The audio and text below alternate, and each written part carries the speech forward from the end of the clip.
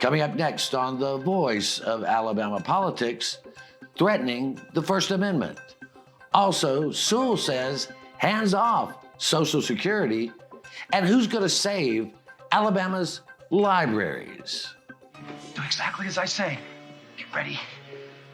Ready? Get her!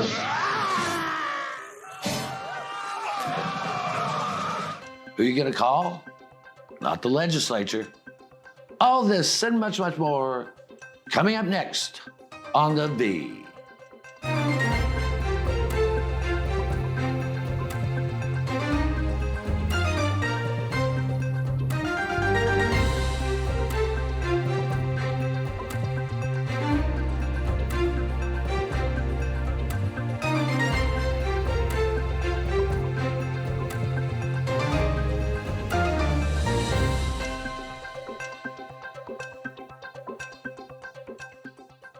Welcome to The Voice of Alabama Politics, where we tackle the tough issues so you have the hard facts. I'm your host, Bill Britt, and as always, I'm joined by Susan Britt, research guru extraordinaire, and Josh Moon, investigative reporter and columnist at APR. Welcome. Morning, guys. Hey, y'all. The legislature has been back in session, and I can tell you, it ain't been good. No, the silliness continues. The silliness and chaos continues. But I tell you, one of the things that got a lot of notice this past week was Representative Terry Sewell had a fiery press conference in which she took the Trump administration and Elon Musk to task for what they're trying to do stealthily with Social Security by cutting staff, by cutting offices.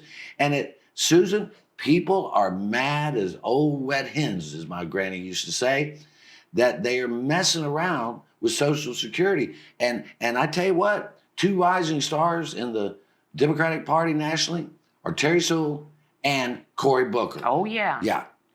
Cory Booker gave him a nice little speech the other day. It was 26 hours? 25 hours. 25 hours, 4 minutes straight. No bathroom break, no snacks, no meals, whatever. He went that length of time because he's so angry about what the Trump administration is trying to do here. I mean, Elon Musk is calling Social Security a Ponzi scheme. For a man to have so much money, he really doesn't know how money works. And Josh, it's not that Social Security is perfect. We all know that. We know it has its problems. But so many elderly people their lives depend on having Social Security reliable. Their lives depend on it. It's not a matter of if they live or not. I mean, it's a life or death situation.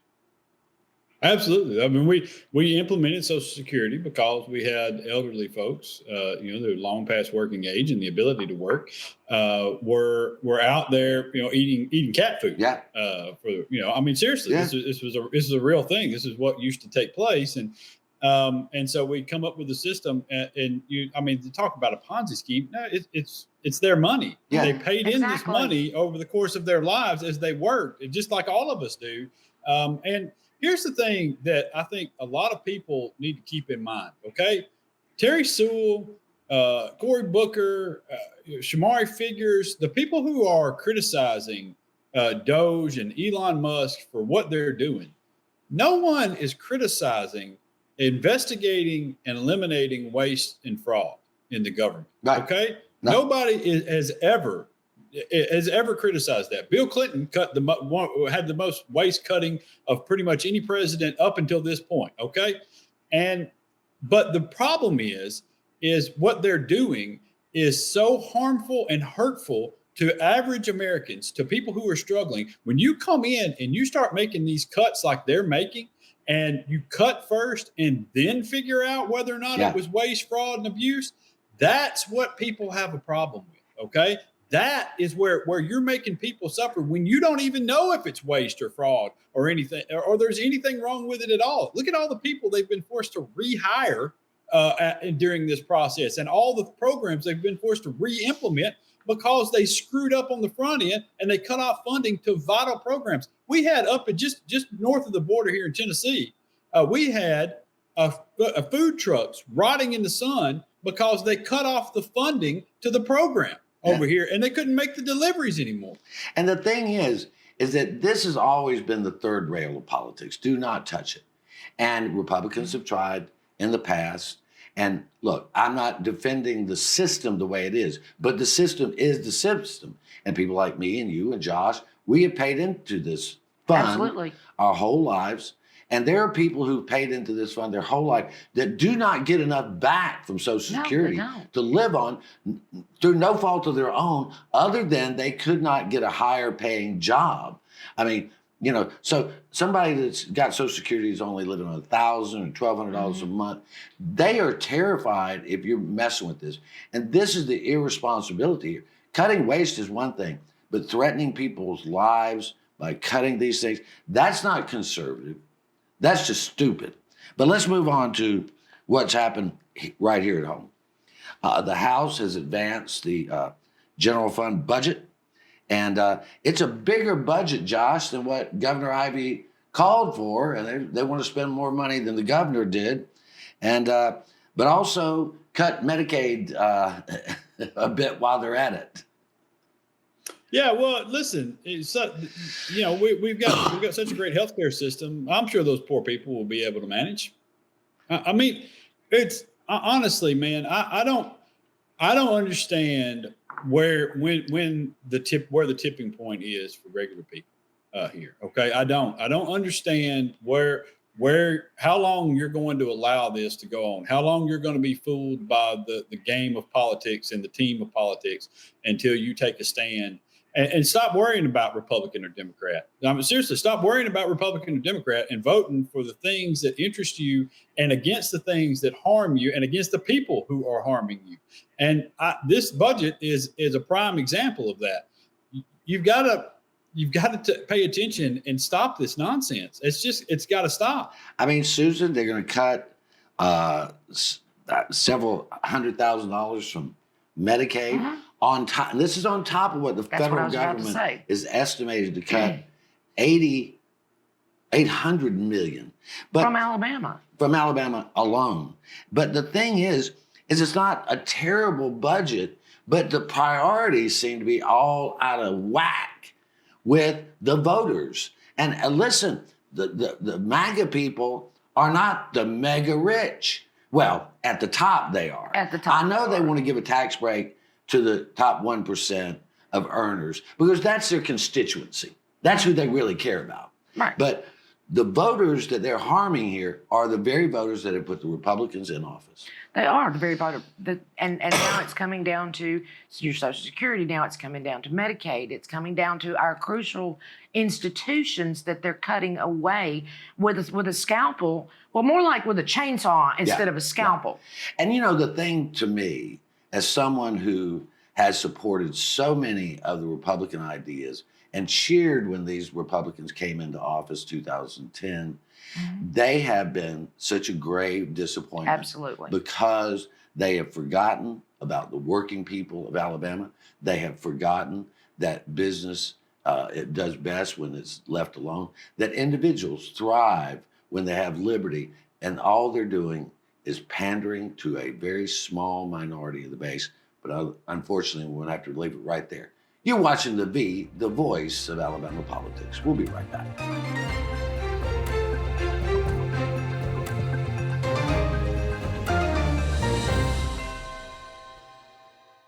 Alabama has a hands-free driving law, and that means you can't hold your mobile phone while making a call. Oh, and no writing messages, recording, or watching videos either. Plus, you can only use a single button or swipe of a finger to answer a call. So what's a driver to do?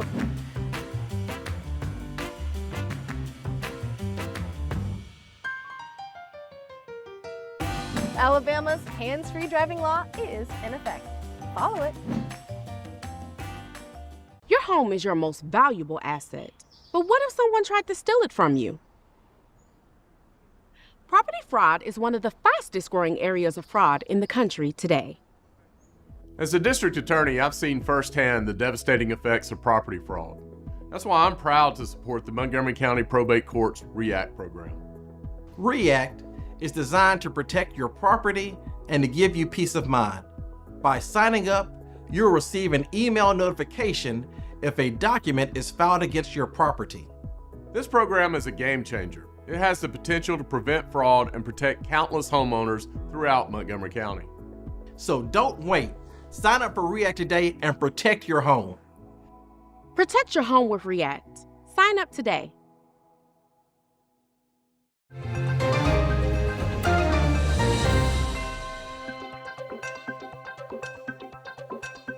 Welcome back to the voice of Alabama politics. Susan, you know, we're used to Attorney General Steve Marshall being an angry loser, but this past week he got his angry loser butt handed to him by federal judge Myron Thompson, and because he said that Marshall cannot prosecute women or any individual who helps a woman go out of state to get an abortion any more than they can prosecute someone for going out of state to play bingo or to go gamble or to do anything like that. And this echoes the exact thought that Chief Justice Brett Kavanaugh said, that people could still go out of state. But Steve Marshall is so desperate to appeal to the base that you would think he hates women. And I don't think he hates women. He's known a lot. He's met a few in Montgomery. He's now married again. But I mean, Jesus, I mean, what a horrible individual. What a horrible, pitiful little man that he is. You know, and Thompson said, listen, this interferes with interstate travel. So you can't, you know, this absolutely violates interstate travel, the right to interstate travel. So you can't do this. I'm interested to see what Marshall's response is going to be to all of this. Well, I'm sure he's going to file, you know, he's going to appeal it. Of course. But Josh, I mean, if it wasn't for Myron Thompson, I don't know what kind of shape this state would be in. That man is a legend. Yeah, he really is. He's honestly, I think the Republicans really ought to congratulate him and throw him a retirement party when he leaves, because I mean he's really saved them from themselves. Yeah, a number of different times. I can't tell you how many Republicans I've talked to have said, "Thank God for Myron Thompson saving us from the idiocy that we've put before him."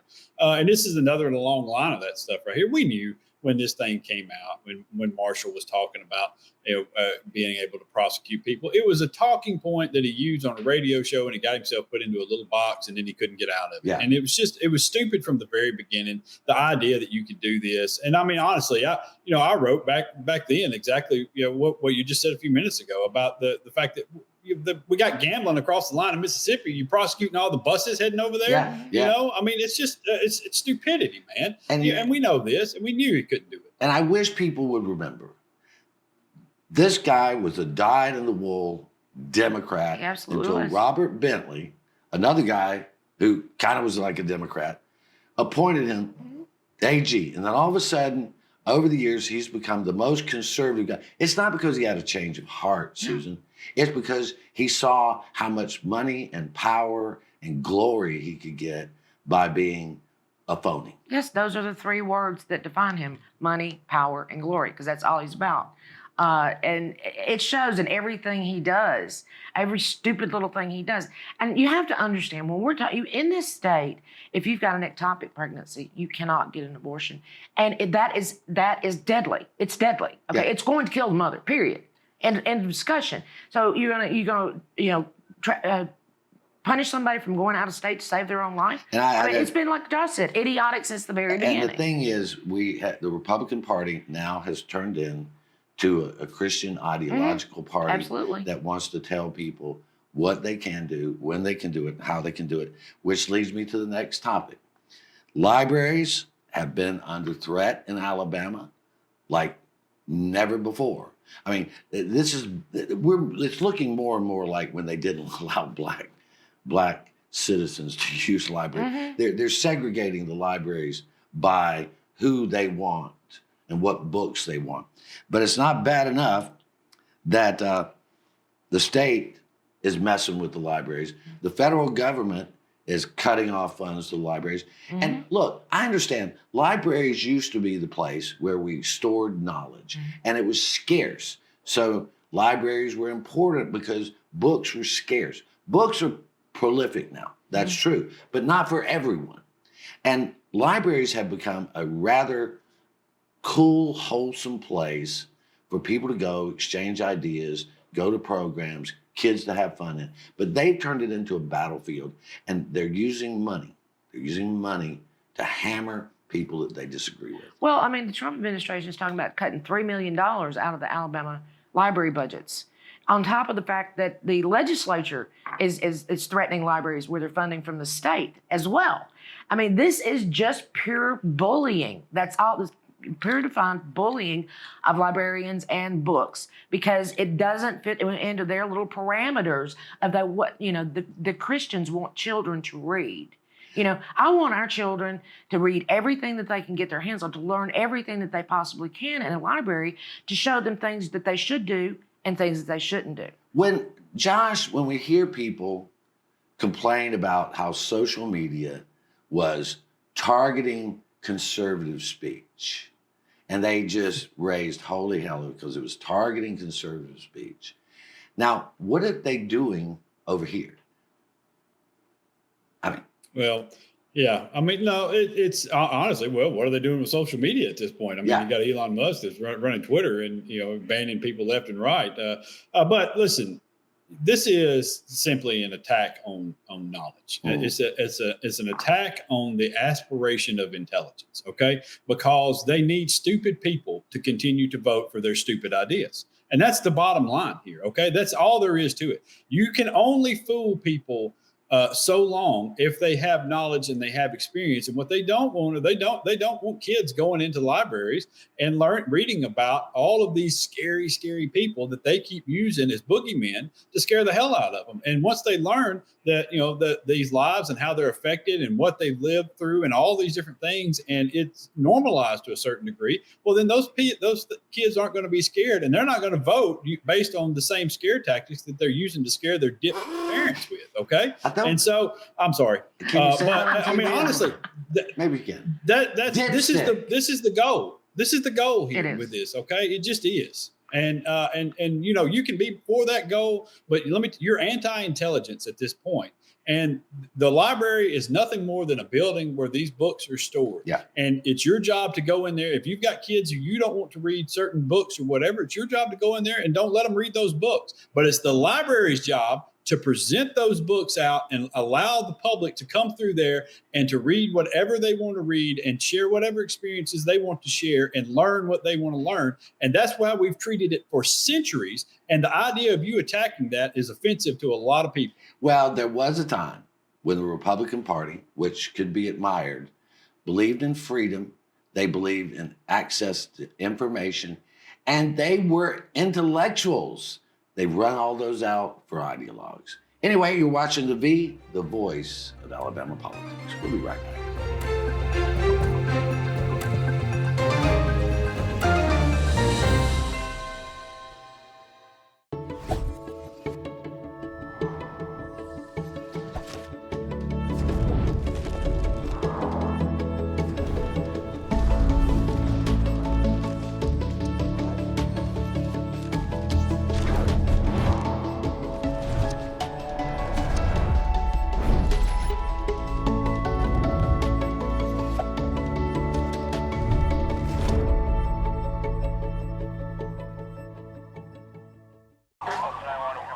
My personal biggest pet peeve is kids who are not properly restrained, whether that be in a booster seat, a car seat, or even a simple seatbelt. Kids, they become projectiles, and it's terrifying. It absolutely breaks my heart to know that something so innocent could be punished so severely. Your children rely on you to be that person that says, no, you need to put your seatbelt on.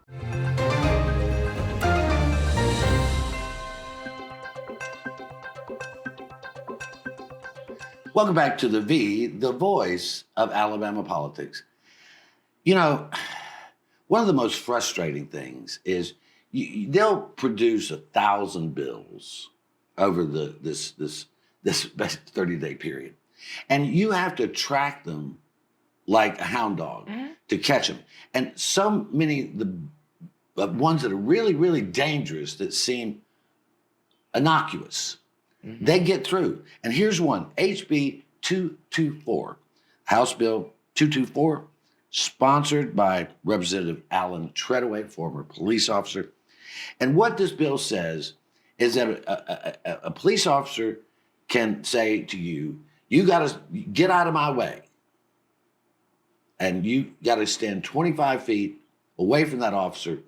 But if he doesn't think you're 25 feet away from him, then he can arrest you with a $6,000 fine and possibility of a year in jail. Now, the heart of this is they do not want a person with a cell phone to take a picture of a cop with his boot on somebody's neck. They don't want a picture of them beating the hell out of somebody. The other reason is they don't want journalists up close and personal where they're doing their business. Now, I think most law enforcement officers are good, honest people doing their job. But the First Amendment of the United States Constitution gives us a right to speak, to assemble, to watch our government up close. And this has been settled by court and court and court. This law has been passed in other states and was struck down, but they're trying to sneak it through to stop citizens and journalists from holding law enforcement. Are you surprised? accountable. Are you surprised? No. I mean, they do this every session. They get these bills and they just try to slide them in under the radar real easy. But this one also is another one where, you know, they accuse people of resisting arrest when they never were resisting arrest. It was just another way to arrest somebody because they didn't like them, because they didn't like their speech, because they didn't like the way their hair is. That's another angle of this as well. But I think, like you said, the most important part is to keep people from actually recording the things that are going on with police and citizens, because if every time there's an incident, and I think the one in Decatur also, where they have body cams, but there's a really bad incident, and they end up having to sue to get the body cams, because they can hold those body cams, but if I'm a citizen and I'm taping it, they can't control that. But they can arrest you and take your phone, and all of a sudden, that footage disappears, Josh. Yeah, listen, I honestly don't understand this willingness right now. There are two different bills here in the legislature. One, this one here, which is terrible, which obviously opens everybody up to more arrests for interfering with governmental operations. Yeah. Always a favorite of the police to arrest protesters with. And also there's another bill from Rex Reynolds that gives police officers more protected immunity, right, and makes it harder to prosecute them. At the same time that we have these bills going on, okay, we have just had an incident in Rex Reynolds' district in which an officer was convicted of murder. We have another officer on trial for murder in Decatur. We have an entire police force in Hansville that has been disbanded because they were basically a criminal organization. We had another outfit that was exposed by the folks at AL.com a couple of years ago for running a racket down there. We had a shooting in Montgomery where an officer was convicted of manslaughter. And all of these cases, it took, for the most part, it took years of working through the system to get these things done. All right. And there were protection after protection after protection for the police involved. In Decatur, for example, they had a review and they talked about the dozens of arrests that were made improperly because police used the governmental operations interference deal and all this. I don't understand how we don't yet see that we've tipped too far to the other way in this. And while, yes, the majority of officers are good officers who I call on if I need somebody, okay? And I've got a lot of good cop friends, and I respect the hell out of what they do. But at the same time, those guys hate these other guys. Yeah. Okay. Yeah. And they're wondering why there aren't more checks and balances in place instead of us eliminating some of the checks and balances that are in place. Absolutely. And that the sneaky way they do this is by using terminology like backing the blue, like you're unpatriotic if you don't salute the flag. All this stuff is just gaming so that people have fewer freedoms. Mm-hmm. They just want to control everything. But I got to get to this last one. This last one is just some silly stuff. There was a bill presented by my favorite church lady, Susan DuBose, because she is a very sanctimonious woman, and Good way of putting it. and she had a bill that would allow you to a student to take off from regular school and go take a church class and take a religious class and get credit for it. Right. Now I'm all for religion. I don't care what religion you are. I don't care who you worship, and I don't care if you don't worship. None of my business. But we see more and more and more of these bills that want to use Christianity as an indoctrinating tool for young people. Fortunately, in the House committee, this bill failed miserably. Now they're trying to bring it back upstairs because we got to get the 10 Commandments. We got to get all these things in there so that we indoctrinate children in a certain religion. Now, and again, once again, this is another one of those bills that fix something that's not a problem already, right? Because Alabama students are already allowed to go off campus to take religious courses and get credit for them. But it just takes the decision-making process out of it, I suppose. Yeah. You know, but you're fixing something that's already fixed. I mean, why are you wasting our time? I look at it as authoritative state. But Josh, we got about 30 seconds, 40 seconds. Can you wrap us up there? Yeah, it's another stupid bill. And, honestly, I mean, it is. I mean, it's another stupid bill with no purpose and it doesn't benefit anybody. I mean, and again, I'm just going to remind people what I said at the beginning of this thing. Vote for things that actually affect you and interest you and have an effect on your lives and the livelihood of the people like you that live in your neighborhood, that vote in your neighborhood, that work at the same places you work at. Start focusing on those things and start shunning the morons who put up bills like this that aren't doing anything, that are addressing problems that were addressed years ago. I mean, it's just so stupid.